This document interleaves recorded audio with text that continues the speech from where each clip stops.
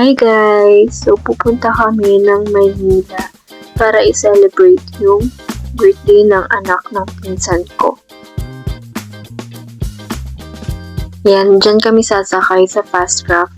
Tingnan nyo kung gaano siya kaliit compared sa mga other ferries. Sobrang liit niya and para siyang bus sa loob. Sobrang nakaka-excite kasi first time ko makasakay dyan.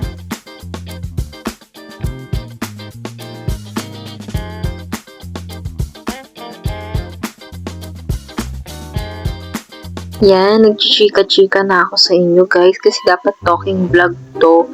Kaso, hindi siya nag-work yung mic ko. Hindi ko alam kung bakit hindi siya nag-work. Ang dami ko nang nachika yung mga excitement ko na magmamang-inasal kami.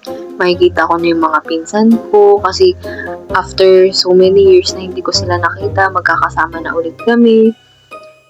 Hindi pala na-record, hindi pala siya nadinig. Diyos ko. Yan, dal-dal ka fa dyan ha. Excited ka fa. Touchdown guys. Excited na excited kami magmang-inasal ko. Next day pa naman yun. Pero anyway, yan, nasa bus na kami at hindi mo akalain na sobrang tagal namin dyan. Next stop over kami. Sobrang busog. Yes. Tapos, parang 6 to 10 hours yata kami dyan. Grabe. Yung ang bilis-bilis ng barko mo. Tapos, pagdating sa bus, sobrang tagal-tagal.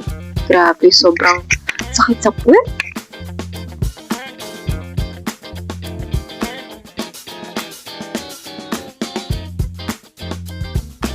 Waiting na kami dito sa aming Grab. Kasi nag-grab lang kami papunta sa bahay ng tito ko. Kasi doon kami matutulog. Yes. Next day na to guys, so magde-date muna kami kasi the following day pa yung birthday. And malapit lang kami sa SM North, so yan, isang trike lang namin ang SM North. And gore na sa pag-date, taro.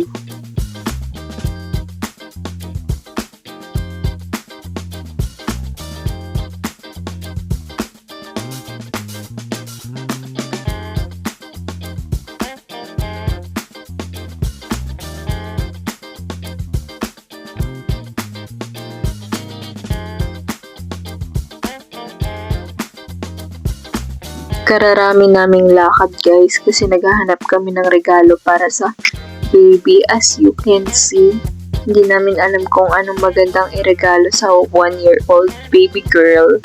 So ayan, and then ayan, yan ang napili namin na gift, isang stuffed toy sa Blue Magic. Shoutout sa'yo Blue Magic.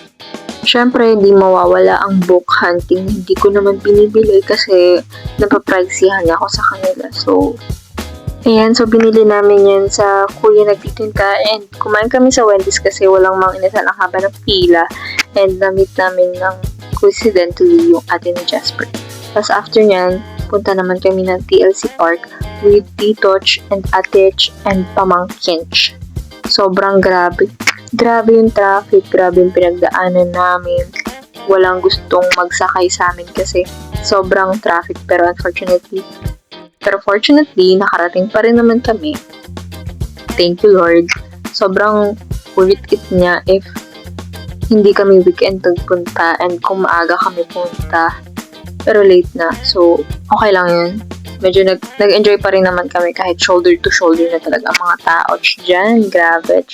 Hindi talaga ako makapaniwala na may dagat dyan kasi first time ko makakita ng dagat sa Maynila. So, muling si ate mo. Talagang video, picture kami dyan. Pero yun lang talaga yung mostly nagawa namin. Kasi supposedly, maglalaro si Asta and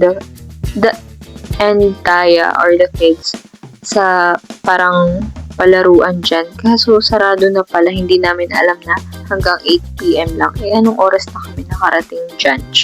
Tapos, ang haba pa ng pila sa mga food stall. So, ang tagal-tagal namin. Hindi ko na na-video yun. Kasi, sobrang stress and gutom na kami sa Diyos ko, sa haba ng pila. Ang dami naming video, picture. Pero yung pila talaga, wala pa kami maupuan. Grabe talaga ang pinagdaanan. Ayan, last ko na video na pala yan, grabe.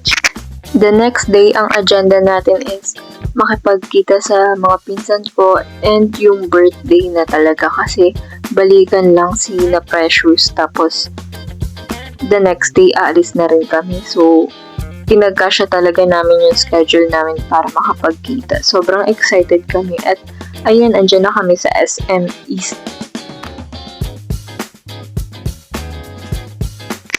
So, dumaan muna kami ng Dep Store para maghanap ng baby gift again. Pero, si Cass na yung bibili niyan kasi wala pa silang gift. So, clutch na talaga yun kasi after namin mag-mall, birthday na girl. So, hanap-hanap pa kami dyan. Tinitingnan pa namin kung ano ba yung mga 6M kasi 'di ba? Hindi namin alam kung 6 na medium size or 6 months ganyan kasi nga wala naman kaming anak, sorry naman ha. And yay, nakapagmang inasal na kami. Yung cravings ay satisfied talaga. Tapos ang cute ng nails namin kasi hindi nakapag-nails si Precious pero okay lang yan. Tapos ayan na, hi guys! Smile kayo. Yan. Tapos, yan, sarap. Tapos, ayan yung mga pinamili namin. Nag-shopping kami ni Jasper. Tapos, nag-photo booth kami. Super saya. Nag-photo booth din kami ni Jasper. Pero, hindi ko na siya na-video. Ayan lang yung na-video ko. Pero, ayan, ang saya-saya. Makasama kayong ulit.